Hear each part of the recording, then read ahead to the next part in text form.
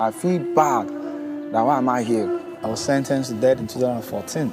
So when I came here, I felt very bad for more than 2 years. In fact, for about 6 months, I'll be honest with you, I did not pray. I'm here for a case that involved me and my nephew. Wondering who they are men locked behind bars for different crime, with some wrongly accused or victims of circumstances, a case of being in the wrong place at the wrong time, and some others just guilty as charged. Well, they are prisoners, and this is Kirikiri prison. This month I complete 40 years. So I came to prison in 2014. Either I commit the offense, yes, I commit the offense truly. I've been in prison for 4 years. I got into prison in 2011 in June. I was sentenced to 7 years imprisonment. One thing in prison is that it's good for someone to come to prison, but it's not good for him to stay long, for those that know what they're doing.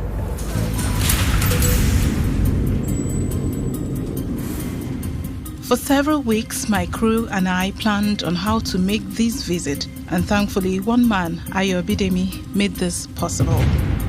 Kirikiri prison, and now called the Correctional Center, was indeed as imagined. We were given restricted access, which meant we could only film certain areas.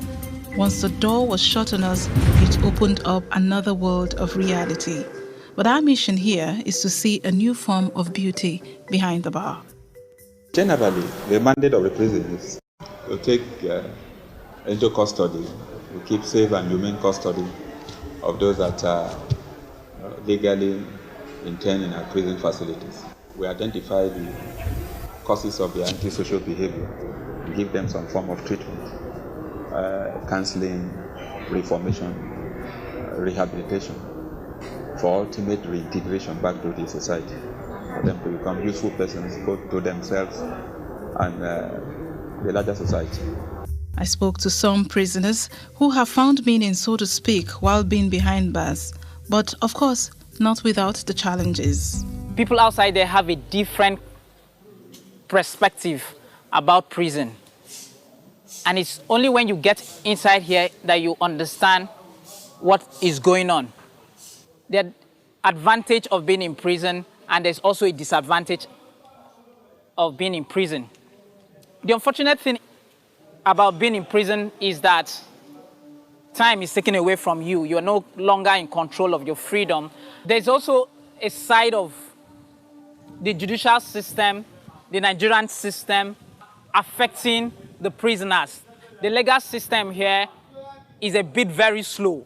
And you have inmates coming into prison having their trials going on for years. You have somebody going on through a trial for 10 years because of the system. However, the advantage of coming into prisons, because some good-hearted NGO come into the prison and they take it upon themselves to really reform the prison. The reformation process in the prison, they take it up as a tax they must do to humanity. What am I going to do again in life? Since I've missed so many things, my mates are going up every day doing things, and I'm here alone in Curtis. But by the time I met Uncle, they make me to understand that it's not, our life is not end here. We have a great future ahead of us, which after this place, there are some of my mates that I live out there, they will still come to me for knowledge. When I got here, I was faced with two decisions.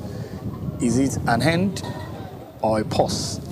And I took a decision, and my decision was this is not an end, this is a pause. The popular age-long adage says, nowhere like home. But what if that home is a prison? Or could that home be a prison? Or more so, could a prison ever turn a home? The case was on for 3 years. 2015, I was sentenced. The case is just one count charge of stealing, which naturally shouldn't have been more than 1 year or 3 years, maximum of 3 years. but the judge gave me 7 years. And after about another 6 months, God started speaking with me that what he wanted me to learn, he will show me. And he showed me a lot of things, which I've been writing down, been writing books. So fortunately, I was thinking of what can I do if I live here to empower people.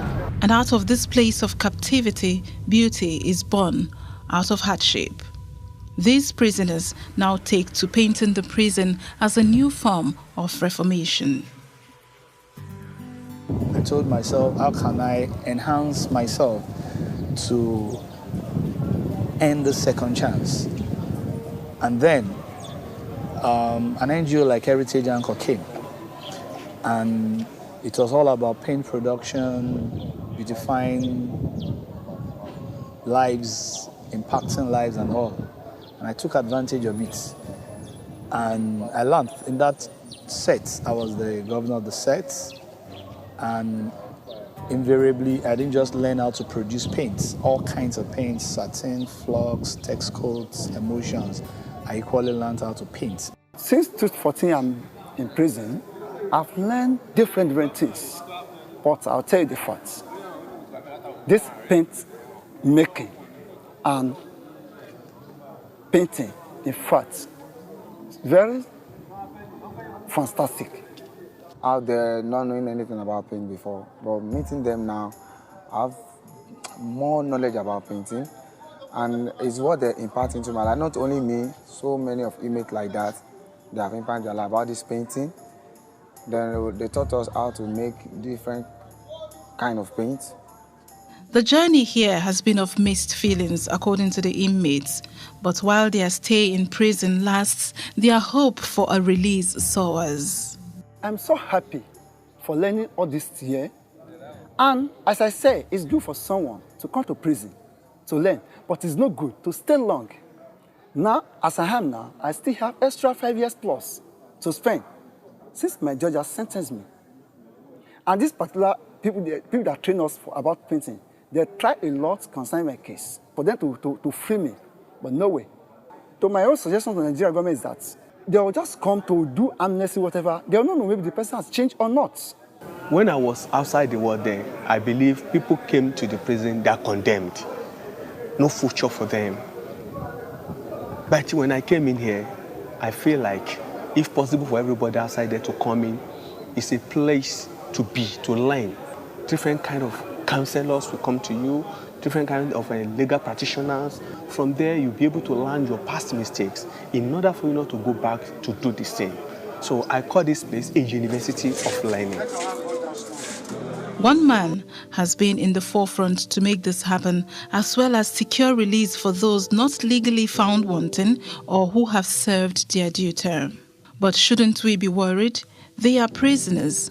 Why prisoners? I understand there is a great percentage of people in the prisons awaiting trials for sake of no funds, no resources, and they're suffering away there. And I just also feel I want to be a change in the society. And these people, when they go to the prisons, if they come out, they will continue to be a menace if we don't pay attention. Their relentless efforts, no doubt, is changing the hearts of the prisoners and the face of the prison environment.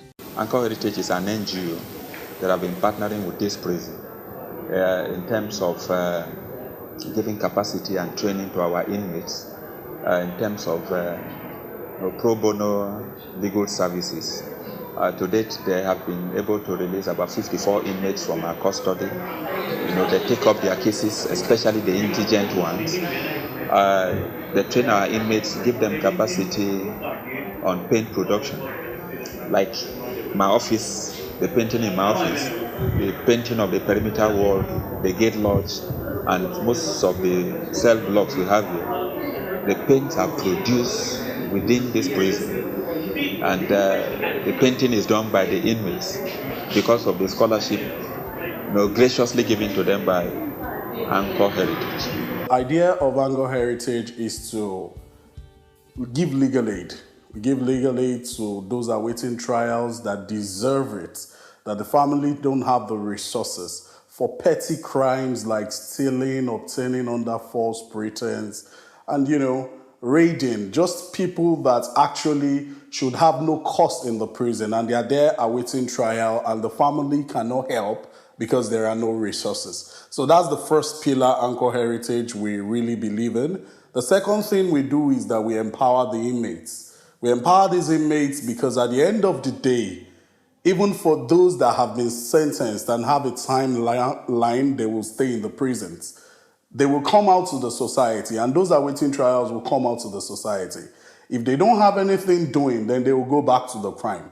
And you and I will definitely have problems. So what we do is that we empower them. We give them skills. We teach them how to do something when they are out so that they can be useful to themselves. And that can even help the idea of the stigmatization if they are useful to themselves.